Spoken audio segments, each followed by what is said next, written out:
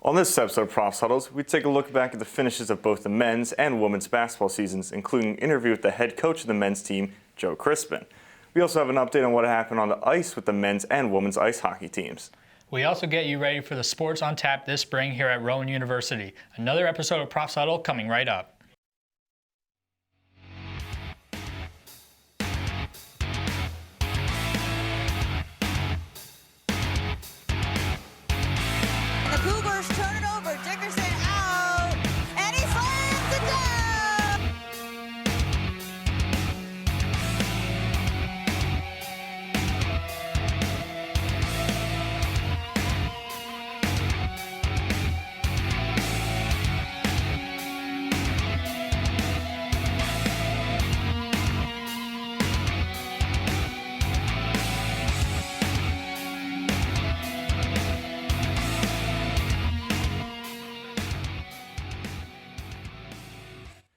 Welcome to another season of Profs Huddle. I'm Ethan Hones. And I'm Justin Lever. We have some great Rowan athletic storylines to get you caught up on, so let's begin with the women's basketball season.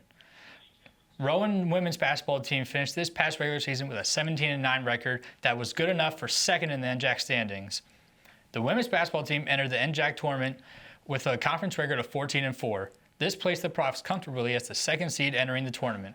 First up against the Profs was the 7th seed Stockton University, who was the only school entering the tournament with a below 500 conference record of 8-10 and an overall record of 11-15. The Profs took care of the Ospreys rather easily as they outscored Stockton in all 4 quarters of the game.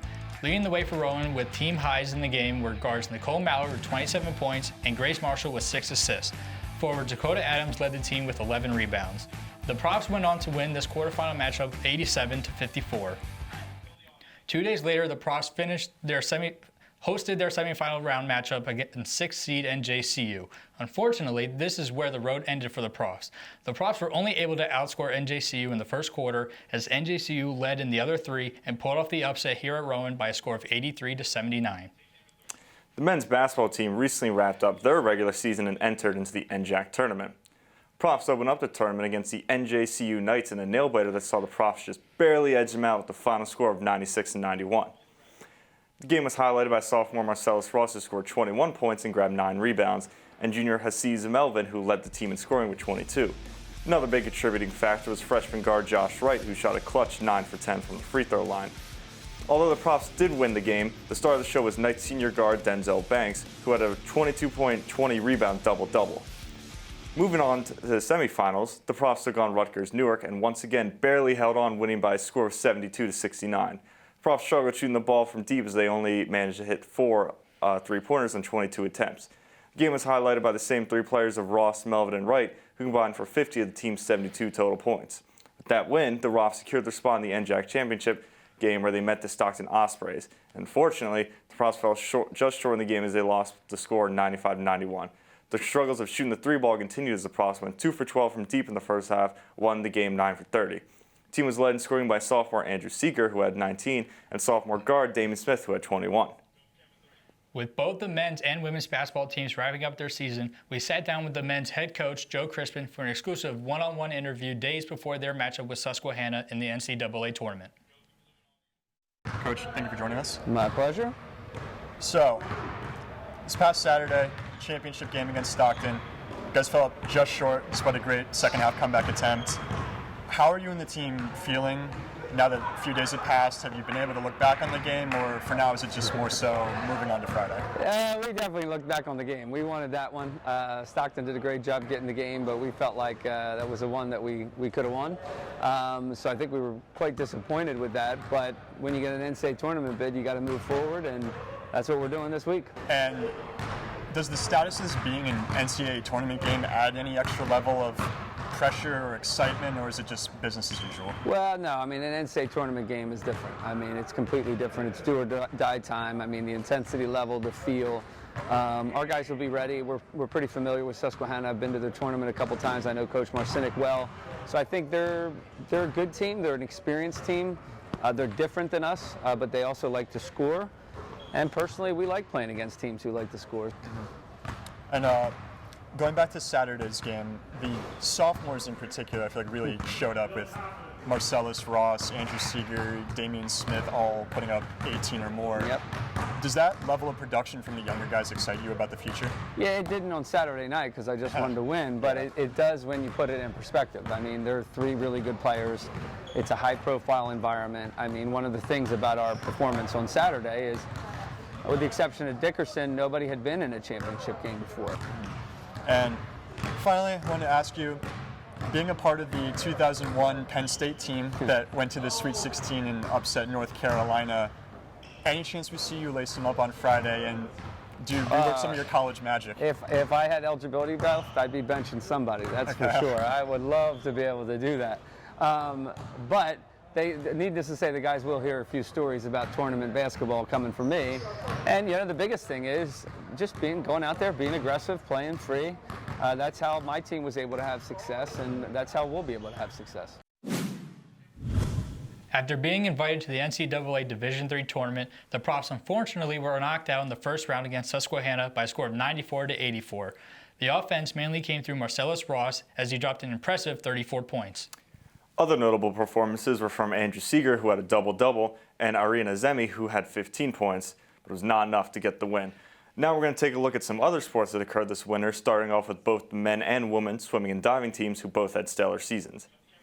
The men's team finished 6-0 at their meet, while the women's team finished 6-0-1. And the 2 teams did join forces this year, competing together the WPI Gumpei Invitational, where they finished 3rd out of 9 teams. Highlights from this match include Kevin Giuli, who took first place in the 100 free with a time of 44.55 seconds, and the mixed 200 freestyle relay that consists of Dylan Reagan, Andrew Fenton, Gabby Buck, and Jordan McChesney, also taking first with a time of 130.42. The team also both competed at the Metropolitan Conference Championship, but this time separate. The men's team finished 2nd of 14 teams, while the women's team finished 3rd out of 16. Kevin Giuli was named swimmer of the meet due to his absolutely stellar performance. He won the 50 free while breaking the school record with a time of 19:52, the 5th fastest time in Division III history. He produced a personal best of the 100 free finals with a time of 43.93, and he also set a school record in the 400 free relay with Reagan, Fenton, and Alex Volin. The women's team had Jordan McChesney finishing 1st in the 100 free with a time of 52.26, and the 400 medley team of Veronica Alvarez, Kylie Salrino, Elizabeth Jones, and McChesney turned a season best time of 3:34.89. From the water to the ice we go for Rowan men's ice hockey. They finished their season with an impressive record of 16-6-1. Leading the way on the ice for the Profs this season was forward Bobby Penrod with 12 goals in 23 games played. Behind him, 6 players all tied for second on the team in goals with 11. Impressive, but they did end up having a tough end to their season. The number 5 ranked Profs fell to the number 9 Bearcats of Cincinnati by a score of 6-1 in the men's Division II Southeastern Regionals. However, the men weren't the only ones with an impressive regular season on the ice. Same can be said for the women, finishing the regular season with a record of 11-4-0, placing them in 3rd place in the Southeast final rankings. Not only was their team impressive, but so was the play of forward Cassie Gravel. Cassie was the leading goal scorer with 31 goals and 19 assists in just 14 games. The women's play this season gave Rowan his 3rd ever appearance in the women's D2 Ice Hockey Nationals tournament that begins on March 15th. And now we're going to toss it to Edward, who's going to give us a little preview on what's to come for this spring season. Thanks, guys. Well, the spring season is definitely looking to be a grand time, and we have a ton to look forward to, such as baseball, softball, lacrosse, and a fan favorite of mine, track and field. In softball, keep an eye out for senior Morgan Zane, who has been a hitting machine. Zane batted a .392 last season with 33 RBIs and 4 home runs. Morgan Zane has been on fire so far this season, with batting a .529 with 4 home runs and 9 RBIs in just 5 games played. Next, lacrosse is Ashley Lickleader, who has been a huge part of the team's success. Last season, Lickleader was the team's leading scorer with 32 goals. She is also the team's co-captain. For track and field, I'm keeping an eye on Jameer Beasley, whose main goal is to set the school record for the 200-meter dash, which he currently shares with Ali Ijaz. Beasley already received the All-American honors as a member of the 4x400-meter relay, qualified for the NCAA championships on the 4x400-meter relay with a time of 3:17.02, and was named to be the NJAC All-Star Conference first team in the 200-meter relay in the 200 meters and on the 400-meter relay, and second in the team in the 200 meters. Many more achievements that we can't fit into the show. That's all for the spring preview. Now back to you guys. Thanks, Ed. Another team to keep an eye on this spring is going to be the Rowan baseball team. Last season, the baseball team defeated William Patterson in the NJAC finals and made it to the 2021 NCAA tournament. This year, the goal is to win the NJAC again and make a deep run into the tournament. This year, they will be relying heavily on their captains to help them make that dream come true. Leading off, we have Ryan Mostrangli, who was top 5 in the team last year in batting average, OPS, and RBIs. Next up, we have Eric DiDomenico, who was a very big contributing factor in the Profs win in the NJAC tournament, going 14 for 29 with 14 hits and 11 RBIs. On the mound, Eli Attia led the team in strikeouts with 72 and wins with 9. In his 11 games on the mound, he finished with an ERA of 1.68 and never allowing more than 3 earned runs in a single start. Fellow pitcher Donald Zellman had a perfect 5-0 record while also throwing a complete game last season. The team is ranked number 11 this season with a current record of 3-1 overall. And after winning their opener against Swarthmore and splitting games for Virginia Wesleyan on Saturday, Rowan was on fire. Rowan won their final game against Virginia Wesleyan by a score of 18-3. Jason O'Neill started on the mound and came out with his first win of the season. Most impressive, though, was Eric DiDomenico, who was 4 for 4 on the day with a homer and 3 RBIs.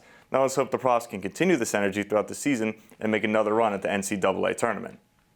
And that's all we have for you on this episode of Profs Huddle. Thank you so much for tuning in. I'm Ethan Hones. And I'm Justin Lever. We'll see you on the next episode of Profs Huddle.